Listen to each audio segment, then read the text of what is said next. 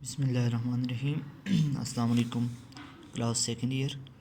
आज हमारा टॉपिक है Kirchhoff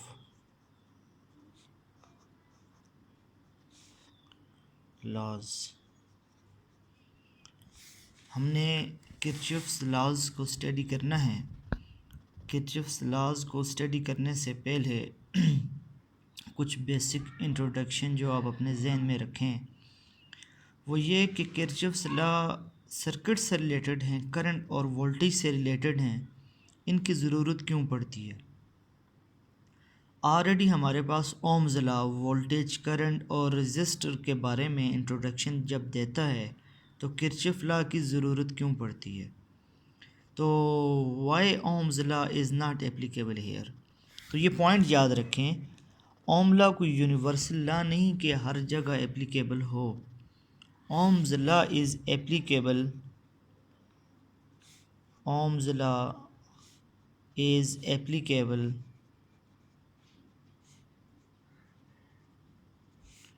only to a simple circuit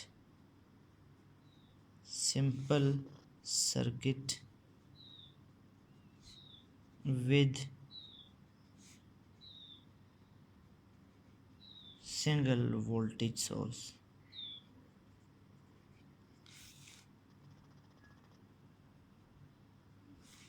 Ohm's law is applicable only to a simple circuit with single voltage source. Ohm's law एक simple circuit को तक valid है। Simple circuit का क्या मतलब है? सिंपल सी जिसमें एक रेजिस्टर लगा हुआ हो, एक वोल्टेज सोर्स हो, बस इस हद तक हो, वो उस पर ओम्स लॉ एप्लीकेबल है।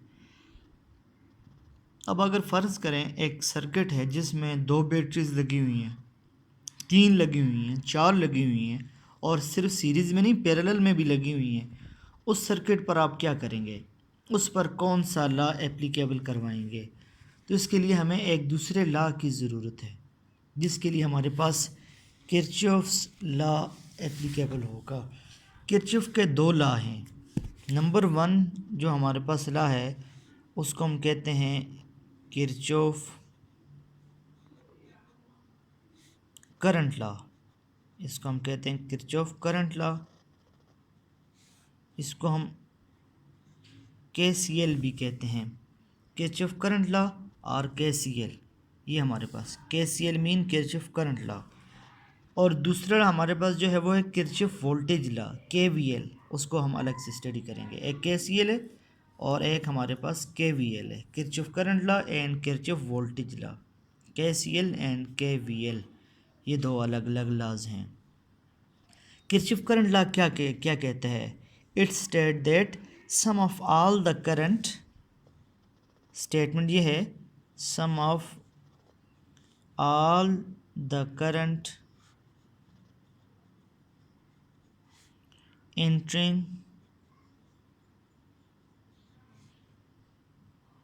a junction is equal to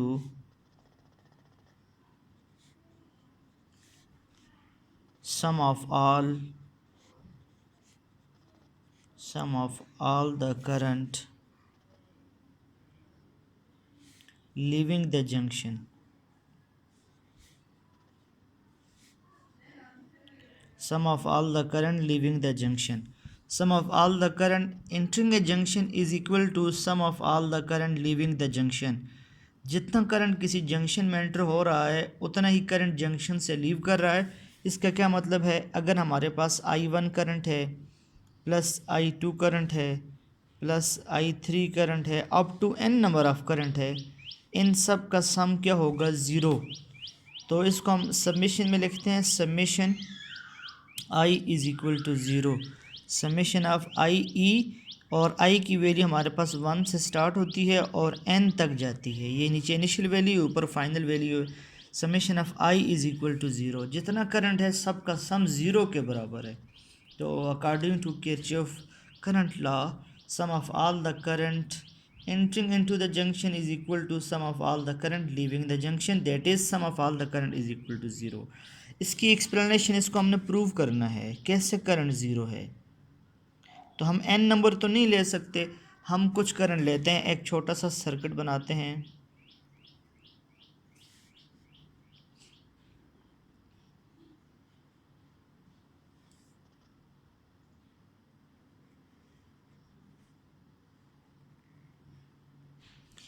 इस सर्किट से I1 करंट आ रहा है और इससे I2 जंक्शन में जा रहा है, ये पॉइंट है जंक्शन का, और ये I3 बाहर जा रहा है और यहाँ से I4 बाहर जा रहा है।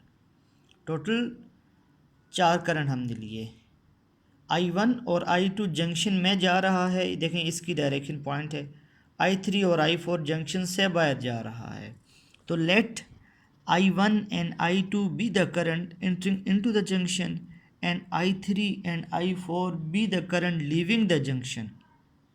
I1 I2 करंट जो जंक्शन में एंटर हो रहे हैं, I3 I4 लीव कर रहे हैं। Let current entering into the junction be taken as positive and current leaving the junction are taken as negative. जो करंट जंक्शन में एंटर हो रहे हैं उनको हम पॉजिटिव लेते हैं और जो लीव कर रहे हैं उनको हम नेगेटिव लेते हैं। इसका क्या मतलब हो जाएगा? इसका मतलब ये हो जाएगा कि I1, आपने कहा sum of current I1 plus I2 plus minus I3 plus minus I4 is equal to zero. I1 plus I2 minus I3 plus minus I4 is equal to zero.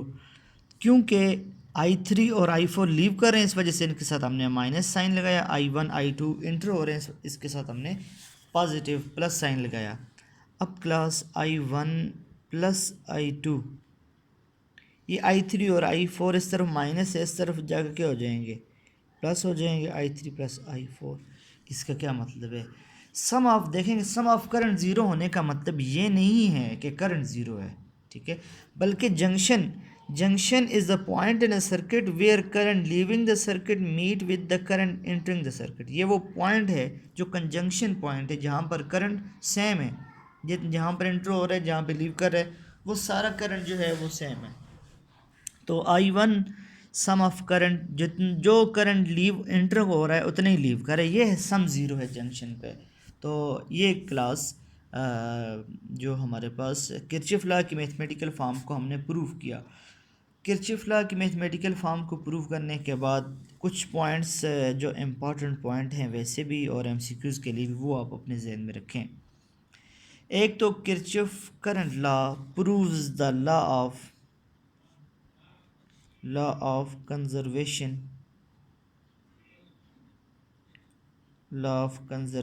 Of charge. ये law of conservation of charge को prove करता है KCL। क्यों? Sum of current entering the junction is equal to sum of current leaving the junction. Current क्या है? Charge. तो charge entering the junction is equal to charge leaving the junction. तो charge की बात कर रहा है ना, कि जितना चार्ज एंटर हो रहा है उतना ही चार्ज लीव कर रहा है। तो चार्ज क्या है? चार्ज सेम है। तो law of conservation of charge पर ये बात करेगा कि charge entering into the junction is equal to charge leaving the junction. क्योंकि करंट बेसिकली I किसके इक्वल है? I is equal to Q/T, charge पर यूनिट टाइम। दूसरी बात यह है कि algebraic sum of all the current at a junction is equal to zero. दूसरा जो हमने यहाँ से पॉइंट लिया, sum of all current is equal to zero. Current का सम ज़ीरो है और इसकी हमने एक्सप्लेनेशन की। तो क्लास किरचॉफ्स लॉज हमारे पास हैं एक ऐसे सर्किट के लिए जिस पर ओम्स लॉ एप्लीकेबल ना हो। ओम्स लॉ सिंपल सर्किट पर एप्लीकेबल है और कॉम्प्लिकेटेड कम्प्लेक्स सर्किट पर ओम्स लॉ एप्लीकेबल नहीं है। तो उस जब हमारे पास कॉम्प्लिकेटेड सर्किट होगा उस पर हम किस लॉ को वेरीफाई करवाएंगे? तो उस पर हमारे पास एक किरचॉफ लॉ को एप्लीकेबल करवाएंगे। तो किरचॉफ लॉ में हमारे पास एक Kirchhoff's current law. Kirchhoff current law हमारे पास KCL, जो ये कहते हैं sum of all the current entering into a junction is equal to sum of all the current leaving the junction. जितना करंट एंटर हो रहा है उतना ही लीव कर रहा है। ये और इसके साथ हमने सारी एक्सप्लेनेशन की। ये हमारे पास किरचॉफ करंट लॉ था।